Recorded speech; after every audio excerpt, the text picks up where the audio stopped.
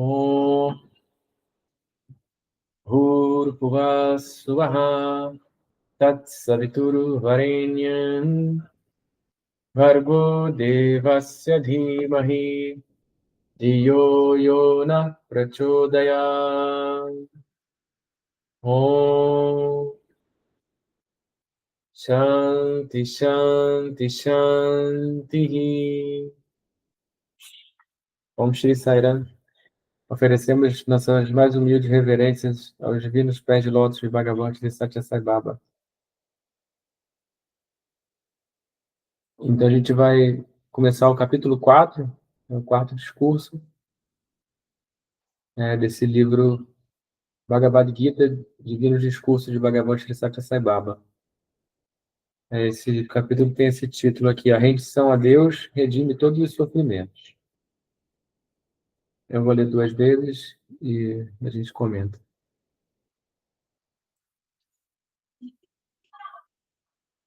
O conhecimento é melhor do que a prática. A meditação é melhor do que o conhecimento. A renúncia aos frutos das ações é melhor do que a meditação. A renúncia conduz imediatamente à paz. Shreyohi Gnanam Abhyasat Gnat Dhyanam Visishyate Dhyanat Karma Phala Tyaga Santi Ranantaram. As várias atividades espirituais executadas por um aspirante espiritual, sadhaka, em sua vida diária, para alcançar a divindade, e o treinamento ao qual ele se submete para esse propósito, são chamados de prática, abhyasa, ou disciplina espiritual, sadhana. Mais importante do que essa prática é instalar Deus em seu próprio coração, constantemente contemplá-lo, desenvolver um sentimento de unidade com ele e realizar a divindade na unidade. Esse estado divino é chamado de meditação, dhyana. A palavra meditação, dhyana, tem sua raiz em Dhyai Chintayam, que significa contemplação constante de Deus. Uma contemplação ocasional não pode ser chamada de meditação, dhyana. Contemplação de Deus em todos os momentos, em todos os estados e em todos os lugares é meditação, dhyana. A prática, abhyasa, tem limitações de tempo, ação e motivo. Aquilo que está além dessas limitações é meditação, dhyana. A meditação, dhyana, é superior à prática, abhyasa. A sabedoria, gnana, é ainda mais superior. Ela se baseia no poder de inquérito e observação. Quando uma pessoa atravessa os estágios de prática, abhyasa, meditação, dhyana, e sabedoria, gnana, e alcança um estágio de completa renúncia, esse estado é chamado de paz. Tendo isso em vista, no Purusha Suktam, é dito que não é pelas ações, nem pelos filhos, nem pela riqueza, mas somente pela renúncia que alguém pode alcançar a imortalidade. Na karmana, na pradyaya, danena, tyagena ike, amritatva manasu. Para alcançar esse estado de imortalidade, é necessário ser um completo renunciante, sarvasanga parityagi. Esse é o estado de paz, diz a Bhagavad Gita. Vou reler.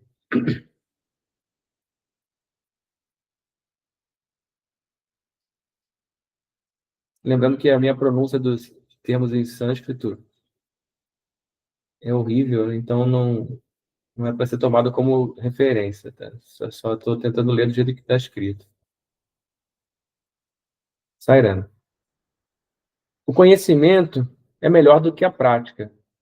A meditação é melhor do que o conhecimento. A renúncia aos frutos das ações é melhor do que a meditação. A renúncia conduz imediatamente à paz. Shreyohi Gnanam Abhyasat Gnanat Dhyanam Visishyate Dhyanat Karma Phala Tyagat Santi Ratnantaram.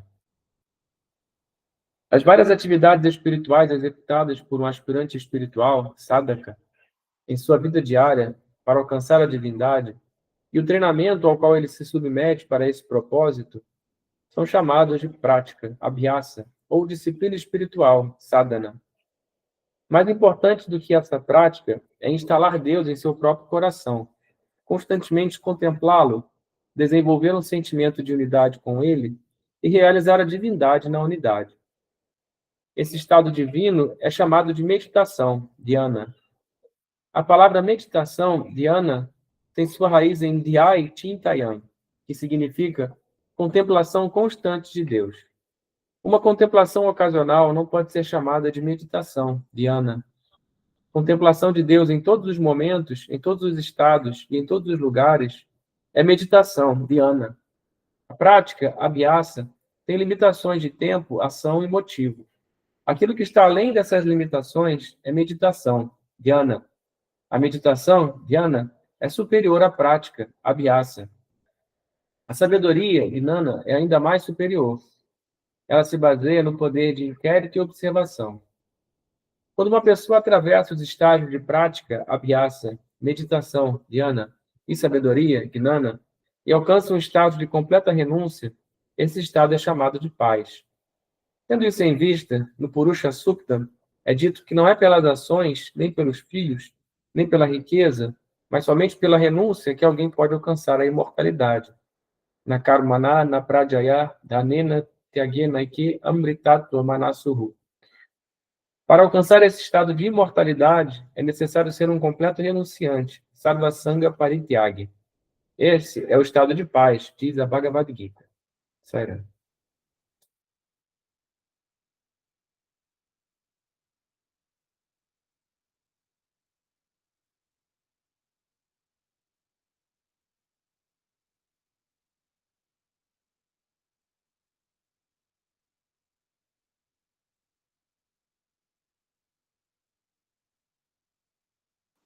Sairá. Sairá. Vou fechar.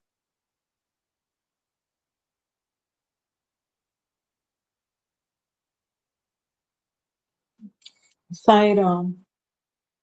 Chama a atenção ele dizer que a meditação é uma contemplação constante. A gente tem a meditação como um exercício, né, com hora e lugar, né? E não é isso que é meditação, conforme o Swami diz nesse discurso. Ele diz que a meditação é a constante contemplação de Deus instalado em nosso coração. Isso é muito, muito importante e é o que a gente precisa praticar, né? Porque, na realidade, a gente pensa muita coisa e fica muito desconectado, né? A boa parte do tempo, eu digo por mim. E isso aí me chamou a atenção, mais do que tudo nesse trecho.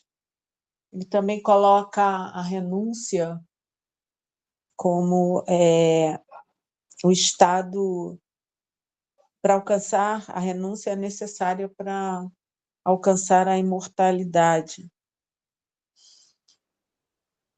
Ou seja, a renúncia aos frutos da ação é para o aspirante que realmente se entrega a Deus e faz todas as suas ações como uma entrega a Deus. Eu tenho pensado muito assim ultimamente que, né, a gente, né, já não é jovenzinha, então já nessa vida já percebeu que há muitas, como eu posso dizer, muitas frustrações, né? Que as coisas não são como a gente quer, mas como tem que ser, né? Em muitas coisas. Então, eu cheguei à conclusão que nessa vida, né, o importante é praticar o Dharma, porque, na realidade, nós somos divinos, e quando a gente sai disso e entra nessa dinâmica dos desejos, né, da identificação, né, com a personalidade, a gente colhe um bocado de sofrimento que Deus nos dá para que a gente aprenda e desapegue. Então, quando a gente entender que a gente é a divindade, que a gente vem aqui cumprir um papel, que é o nosso Dharma, e a gente viver nessa conexão, não haverá mais sofrimento, né? Como o Buda fala, né? Haverá Shanti, né? Paz, né? Para alcançar essa paz só quando a gente está com essa unidade mesmo. Sairam. O texto é muito rico, né? Muitas informações, mas o que me chamou mais atenção foi a ordem que ele colocou a nível de importância. E, para minha surpresa, o mais importante é justamente isso que a Sueli falou, a renúncia aos resultados das ações.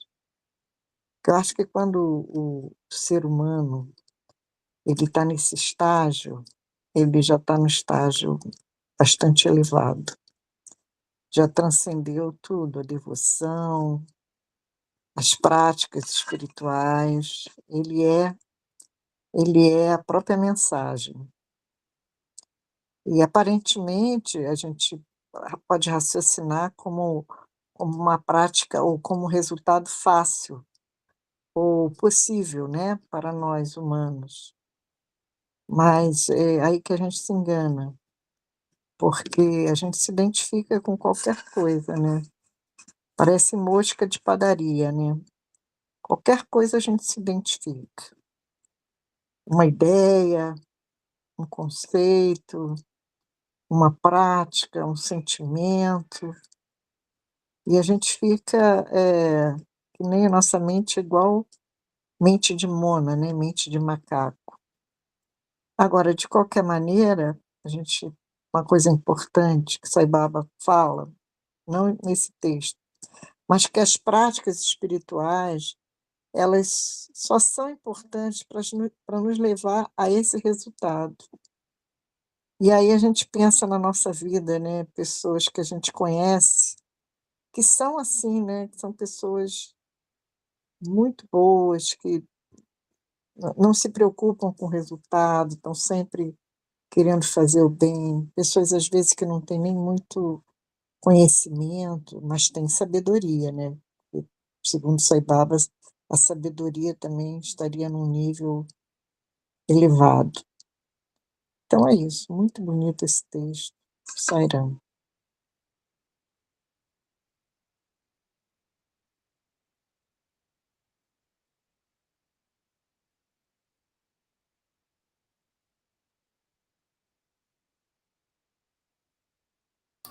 Saira. Esse verso inicial, né, que aparece logo no início do capítulo, é um verso da Bhagavad Gita. Sai Baba pegou, né, esse verso e desenvolveu o significado de cada uma dessas palavras, né? Abhyasa, sadhana, dhyana, que é meditação, gnana, que é sabedoria, tyaga, que é renúncia.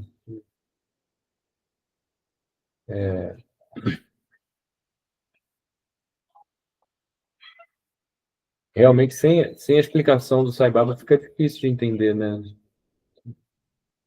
Essa gradação, né?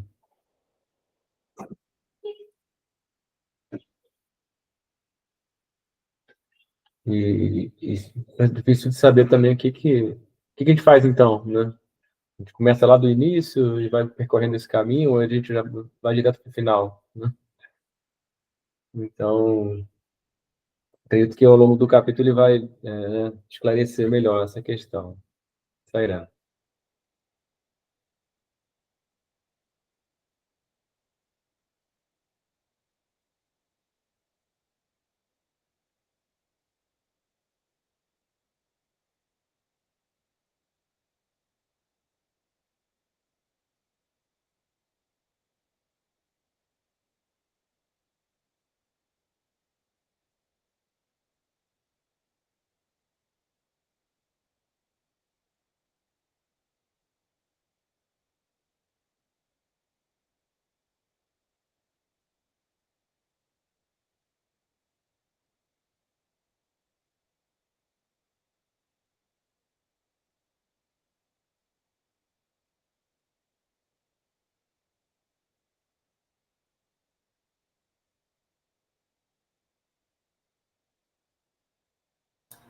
Sairá, eu vou continuar a leitura então.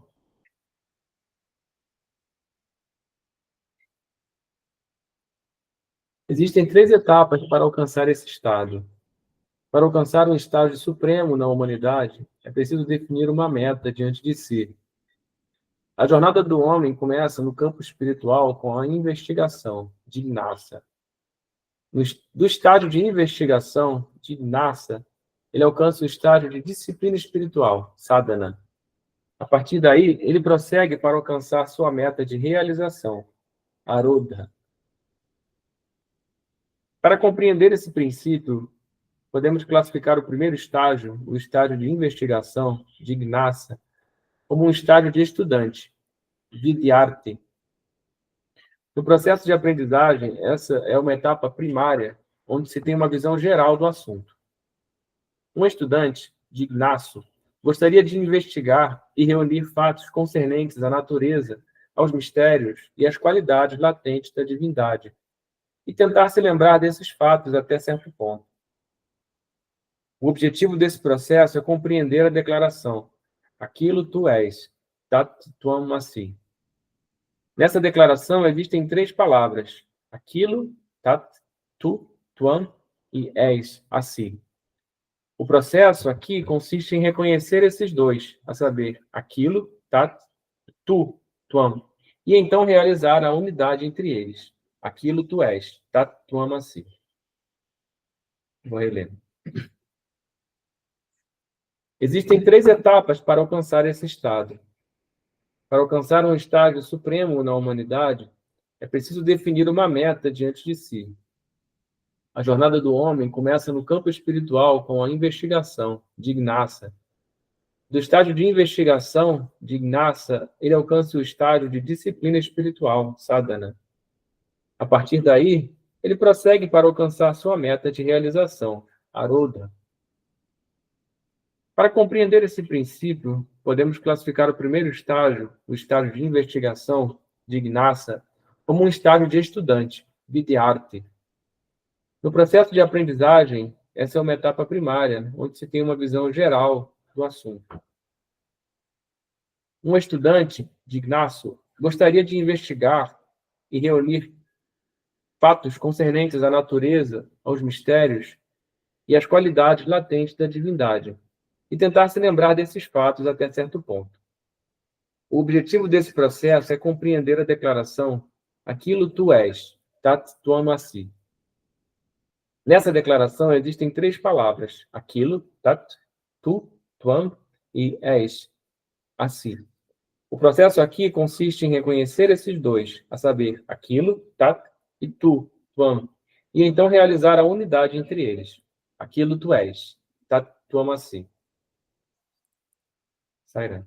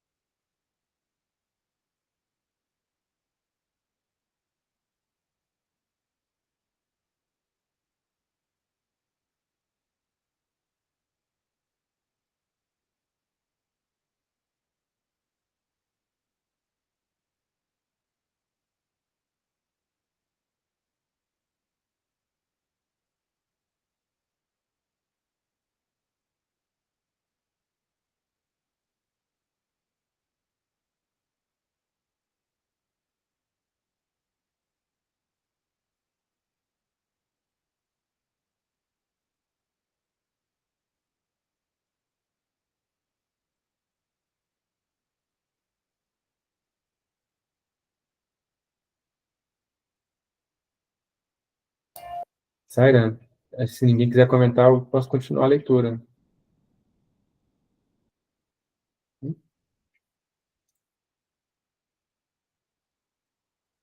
Saira, depois de compreendermos essa declaração, ela deve ser colocada em prática.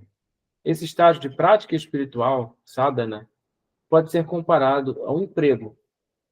Sem instrução não pode haver emprego. Uma pessoa adquire instrução no estágio de investigação, jnana, trabalha no estágio de prática espiritual, sadhana, e finalmente alcança o estágio de realização, arodha. Esse estágio é como a aposentadoria. É somente depois de cumprir o serviço por um determinado período que se obtém a aposentadoria. Assim, o primeiro estágio é adquirir instrução como estudante. Depois, o segundo estágio é trabalhar como empregado. E o terceiro e último estágio é aposentar-se e receber a aposentadoria como um aposentado. É somente no estágio de realização, arodha, que uma pessoa contempla em paz a sua unidade com a divindade. A instrução sobre o caminho devocional, Bhakti Yoga, na Bhagavad Gita, começa com a explicação desses estágios. Vou reler, né? Depois de compreendermos essa declaração, ela deve ser colocada em prática. Esse estágio de prática espiritual, sadhana, pode ser comparado ao emprego. Sem instrução não pode haver emprego. Uma pessoa adquire instrução no estágio de investigação, jnana, trabalha no estágio de prática espiritual, sadhana, e finalmente alcança o estágio de realização, arodha. Esse estágio é como a aposentadoria. É somente depois de cumprir o serviço por um determinado período que se obtém a aposentadoria. Assim, o primeiro estágio é adquirir instrução como estudante. Depois, o segundo estágio é trabalhar como empregada. E o terceiro e último estágio é aposentar-se e receber a aposentadoria como um aposentado. É somente no estágio de realização, arodha, que uma pessoa contempla em paz a sua unidade com a divindade. A instrução sobre o caminho devocional, Bhakti Yoga, na Bhagavad Gita, começa com a explicação desses estágios. Sairam.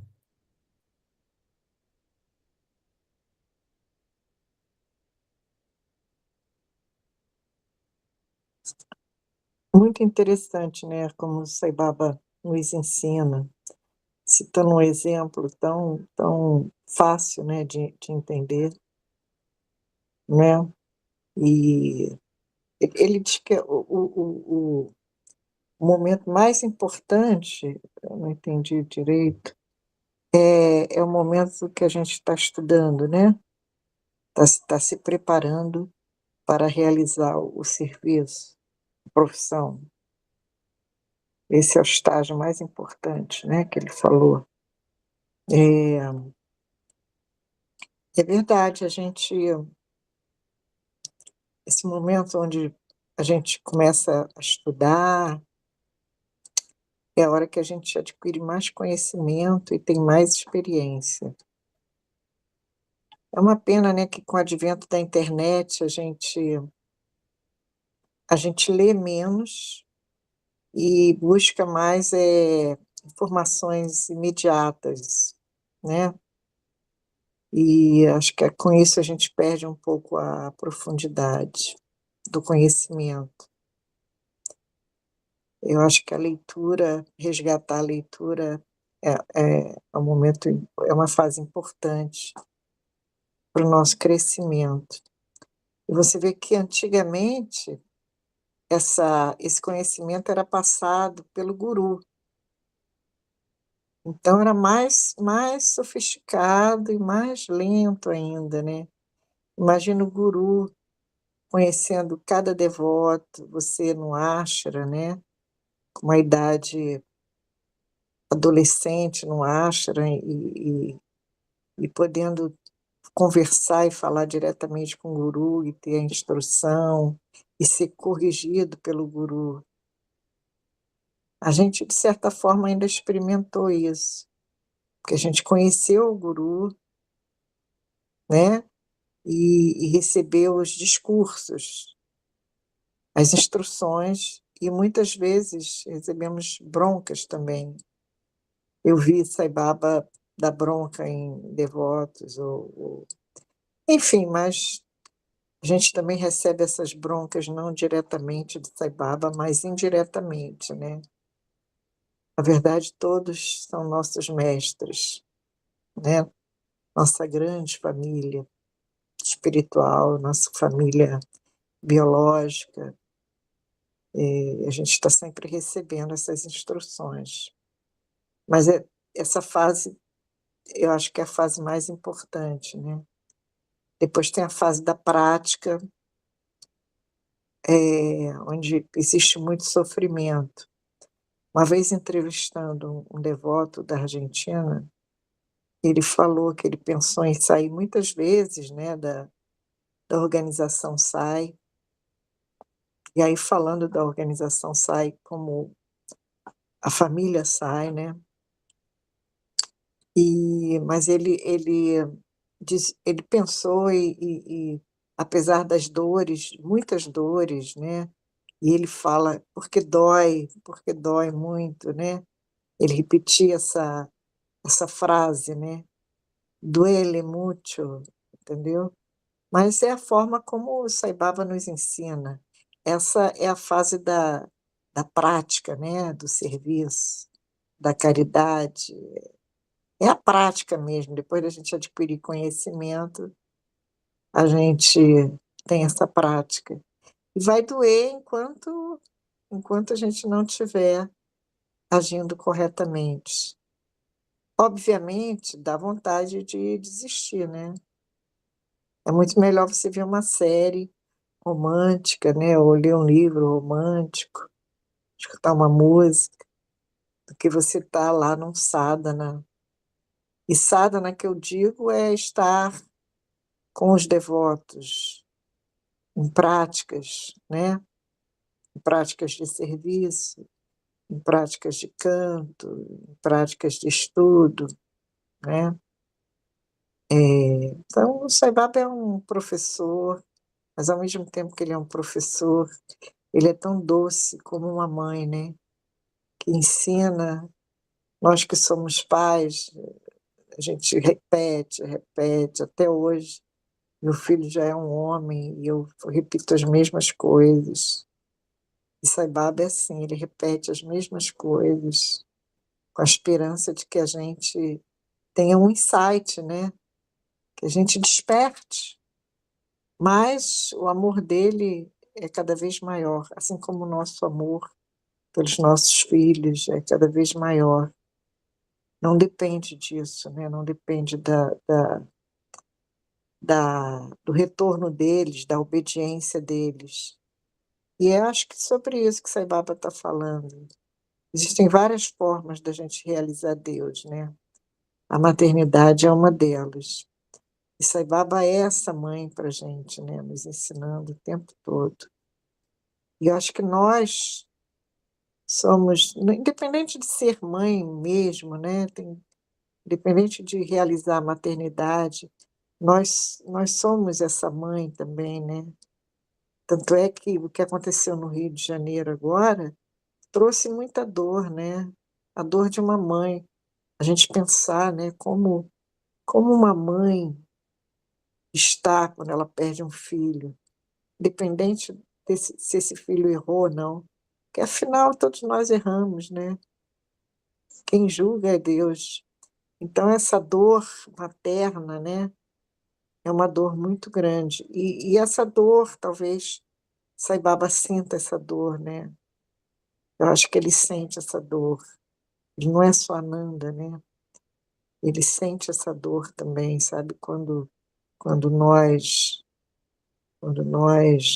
não despertamos, né? É isso, Sairam.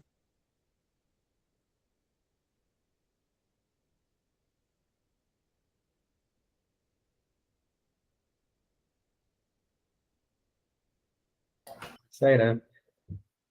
Eu achei interessante aqui, né, que o Sai Baba ele coloca o sadhana como sendo a prática, colocar em prática essa declaração, né? Que declaração que ele falou anteriormente, Tat Toma Si, né? Aquilo tu és. E aí você coloca em prática até que você adquire a realização, né, essa declaração, essa frase, né, ela vem das Upanishads, né, Tatvamasi. Considerado um dos Mahavakyas, né, dos grandes aforismos das Upanishads.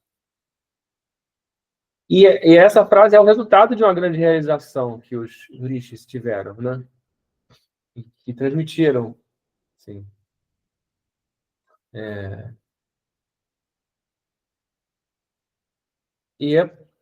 Né, qual é a ideia aqui? É que a partir da autoridade das Upanishads, da autoridade dos Vedas, a autoridade dos rishis, né? A gente pega e para nós a autoridade do Sai Baba, claro, a gente pega essa declaração como base para o nosso sadhana, né? E é isso que a gente tem que colocar em prática. Acho que isso, com essa explicação aqui, Sai Baba tira a gente de muita possibilidade de confusão, né? A respeito do que seja o sadhana. E colocando isso em prática, né? Diariamente, no nosso dia a dia,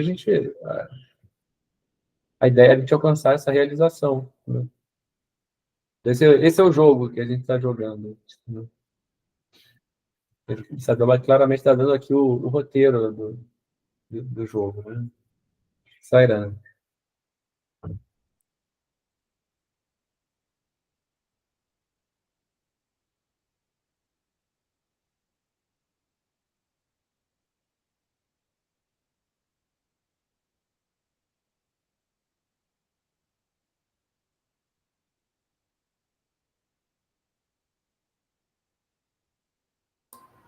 Saira, achei interessante ouvir vocês falarem, porque eu percebo assim, o propósito do Círculo de Estudos também é esse, mas cada um foca numa coisa, né? Eu já peguei a parte de que não adianta nada quer dizer, você precisa se instruir, mas esse é só o primeiro estágio, esse não é a meta. Então, se você conhecer, entender essa verdade do Tatvamasi, não é a meta ainda, é só o primeiro estágio. Você precisa aplicar isso, né? Colocar isso em prática. E com a prática, você vai chegar no resultado. Então, achei interessante, cada um vê um ponto, né? E para mim chama a atenção isso. Não basta apenas se instruir, você tem que partir para aplicar, né? Empregar essa instrução. Sairão.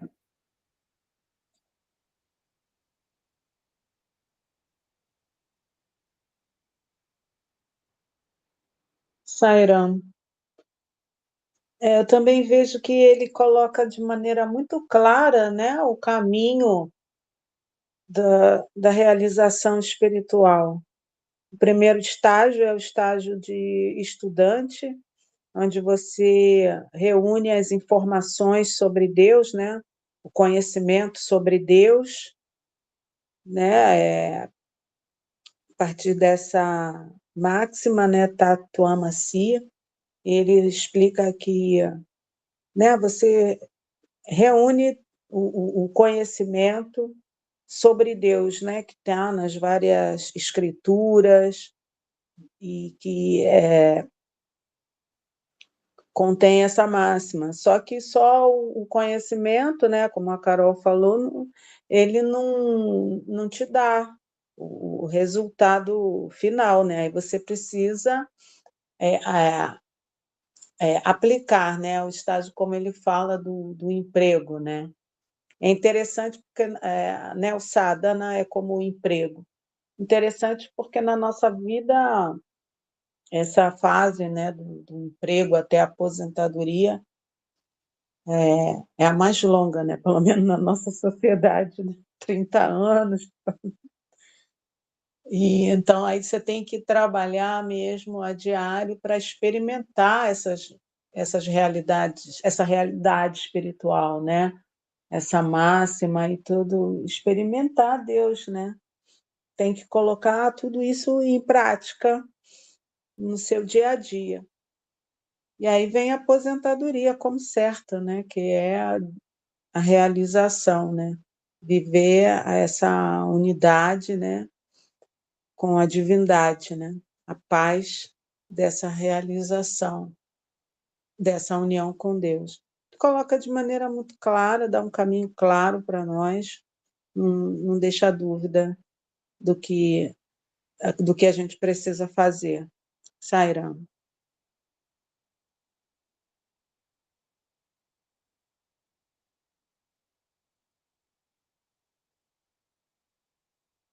O interessante é que essa fase da aposentadoria, relacionando com desfrute, né, do que a gente aprendeu, a realização, parece para nós, para mim, pelo menos que estou no caminho espiritual, né, parece que não chega, né? Parece que a gente ainda está, eu me sinto ainda no estágio de aprendiz. Eu não sei se é uma visão deturpada, né, do que realmente somos, porque Sai Baba diz que a gente é Deus, então a gente pode se realizar, né? Mas eu me sinto muito distante disso, então é como se essa aposentadoria, como se essa aposentadoria não viesse a acontecer, como se eu ficasse no estágio sempre do trabalho, né? Sempre da busca do trabalho, para o desenvolvimento espiritual, do aprendizado. Mas, como eu falei, essa pode ser uma visão deturpada, viciada, né? Minha, no sentido assim de não conseguir enxergar que em muitos momentos eu já posso estar nesse estágio de Ananda, enquanto durmo, ou enquanto cozinho, ou enquanto, enfim, né? Como diz Buda, né? A gente tem que desenvolver também contentamento e a visão correta, né? E a meditação, ela leva essa visão correta. Talvez eu esteja precisando meditar um pouco mais para ter esse vislumbre, né, dessa bem-aventurança, né? Sairam.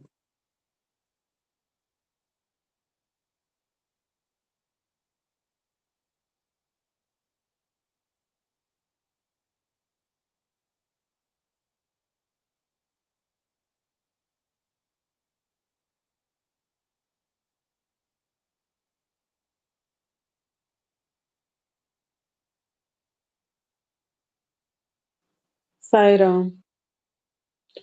Essa fala da Heloísa me fez lembrar uma conversa que eu estava tendo ontem com uma das meninas da casa, né, onde eu trabalho, né, na instituição de acolhimento, né, de crianças, jovens. Essa menina, ela tem crises de ansiedade, né? E até tem um remédio que ela toma, um SOS, quando ela sente-se muito mal.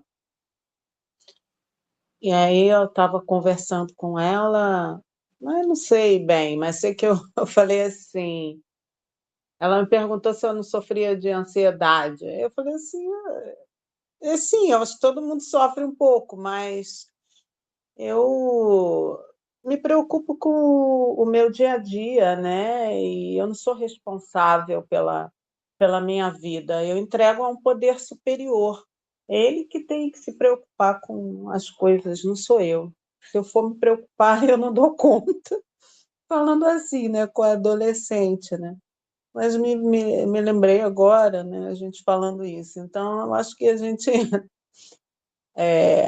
fica se preocupando com o resultado, quando na realidade é aquilo que o mestre fala, né, os mestres, né, o próprio Eckhart Tolle, é viver esse estágio de presença, tá completo sabe, naquilo que a gente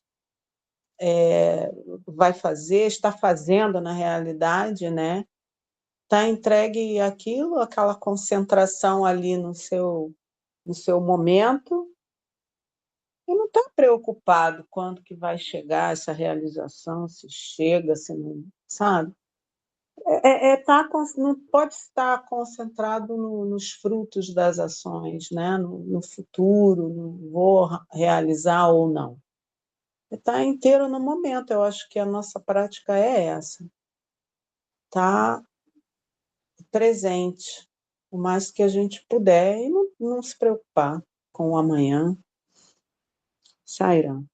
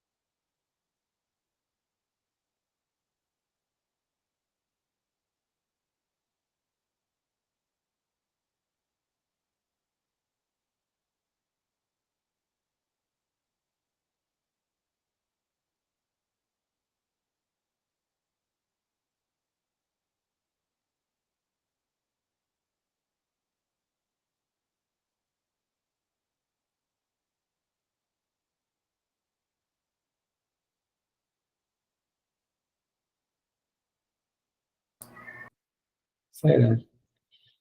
Eu penso que a realização acontece pela graça de Deus, e como cada um de nós é o próprio Deus, né? Tato toma si, a realização acontece por nossa própria graça, né? E isso quer dizer que é a nossa própria decisão, né? E quando a gente decidir se realizar, a gente vai se realizar. Enquanto a gente não decidiu se realizar, significa que a gente decidiu continuar jogando esse jogo da vida. Continua. Igual quando você está trabalhando, né?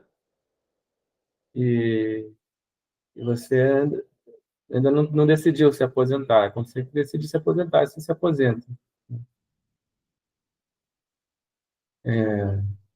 Essa coisa da decisão, né?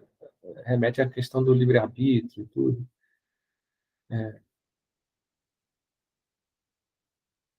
Mas, enfim, como eu vejo essa questão da realização espiritual, assim, eu entendo que Deus, né, que é cada um de nós, resolveu jogar esse jogo de ser cada um de nós, né? E cada um de nós inclui todos os seres sencientes, né? E não sencientes também. E, e é um jogo que Deus está jogando, né? Onde ele tá representando todos os papéis. E quando ele decide voltar, né, para sua própria para sua própria identidade mais profunda, ele simplesmente faz isso na hora que ele quer. Se a gente está aqui ainda, é simplesmente porque a gente quer estar aqui jogando esse jogo.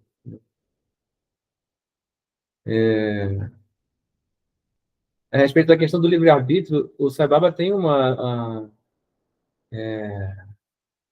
capítulo daquele livro que a gente já estudou, o Summer Showers de 1990, em que Sai Baba reiteradamente refuta a ideia de livre-arbítrio, né, no nível individual. Ele diz que o livre-arbítrio só existe no nível do átomo.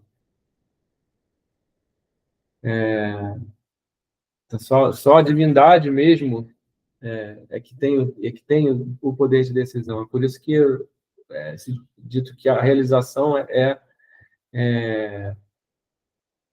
a realização vem por graça de Deus, né? Não existe nada que o seu ego possa fazer para destruir o seu próprio ego, né?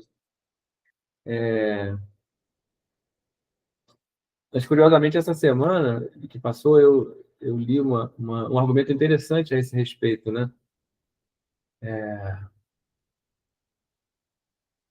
Falava era num livro de um mestre Zen, que o argumento dele era o seguinte, né? Assim, o argumento também contra a ideia do livre-arbítrio. Fala que as nossas ações são divididas em ações voluntárias e ações involuntárias, normalmente, né? Aí ele questiona, né?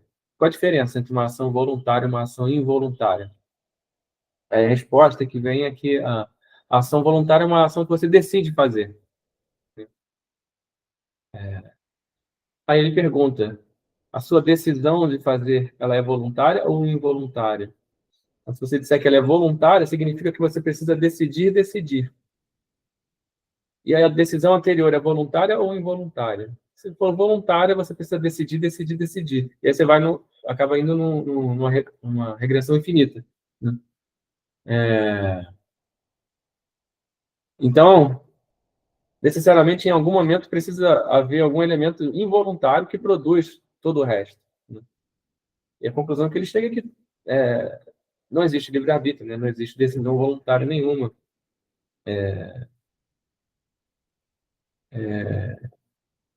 E isso é característica do Zen, né? Simplesmente tudo isso está acontecendo, e tudo isso que está acontecendo é o que é, né? E a realização espiritual é quando você realiza isso. Quando você realiza que esse samsara é o nirvana.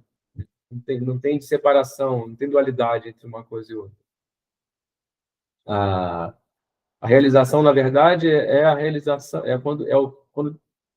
a realização da unidade, é o fim da ilusão da separação. Sairá.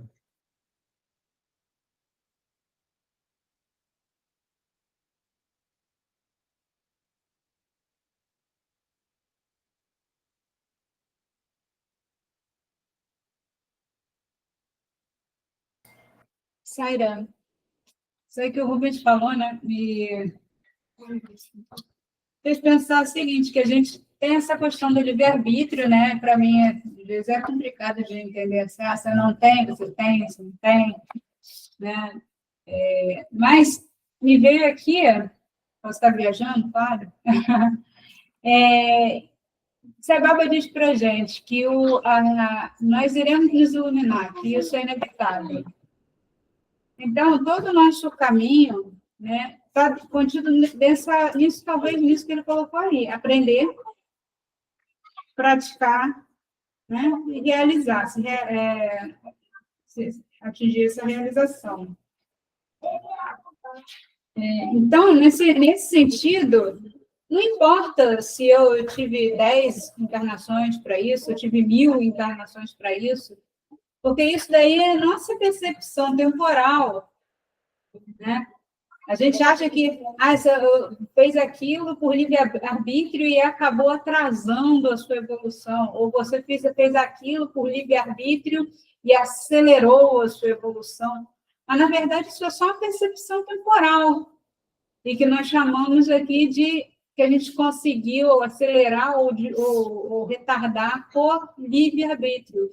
Mas talvez essa questão do livre-arbítrio que é colocado, né, como o Rubens colocou, que não existe ele, é porque o nosso destino é a iluminação. Então, eu não posso escolher não me iluminar. Eu vou me iluminar. Baba fala isso, inevitável. Eu não tenho esse livre-arbítrio. Eu não vou me iluminar, vou para sempre ficar meu ego. Não tem isso, não existe. Né? Isso que me vê. Sério.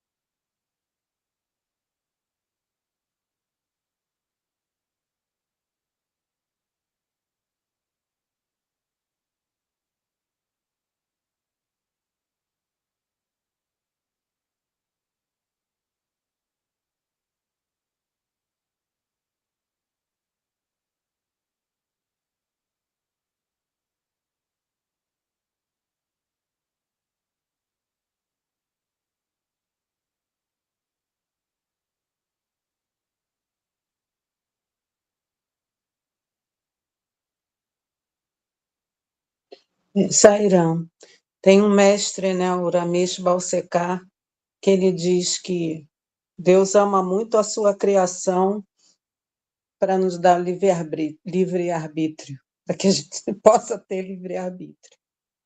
Acho que é por aí no nosso estágio, só o divino pode ter o livre-arbítrio.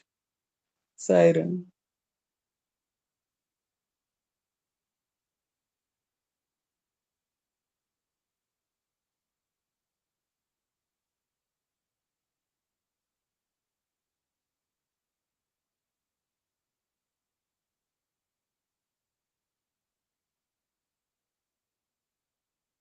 Saira, vamos terminar então o círculo de estudos e a gente começa os bhajas. Om Swasti Prajaya Paripalayantam Nyayena Margena Mahim Mahesha Om Brahmanebhya Shubhamastu Nityam Samasta Loka Sukhino Bhavantu.